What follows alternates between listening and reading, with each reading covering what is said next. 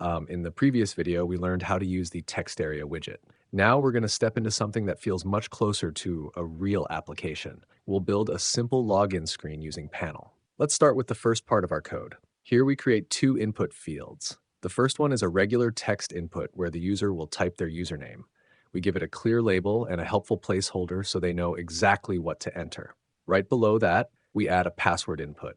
This looks similar to a normal text box, but the important difference is that whatever the user types is hidden behind dots or bullets.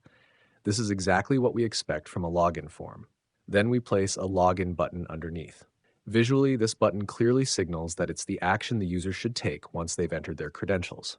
We then arrange all three elements, username, password, and button, inside a vertical layout so they appear neatly stacked on the page. At this point, we tell panel that our application is ready to be served. Now let's run the app and see what we have so far. When you open the web address in your browser, you'll see a clean login interface with a username field, a password field, and a login button. Everything looks right, but for now, clicking the button doesn't do anything.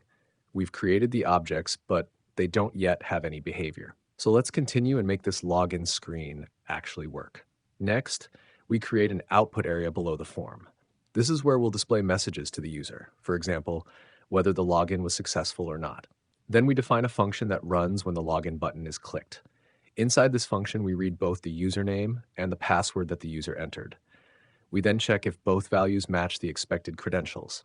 If they do, we display a friendly welcome message. If they don't, we show a clear error message telling the user that something is wrong. Finally, we connect this function to our login button so that it runs every time the user clicks it. Don't forget to add this output area to your layout as well, right below the button. Now let's run the app again and test it together. First, I'll enter a wrong username or password and click Login. And just like we expect, a warning message appears on the screen. Then I'll enter the correct credentials, click the button again, and this time we see a successful welcome message. In the next video, we'll keep exploring panel and continue learning how to build more powerful and realistic web applications step by step.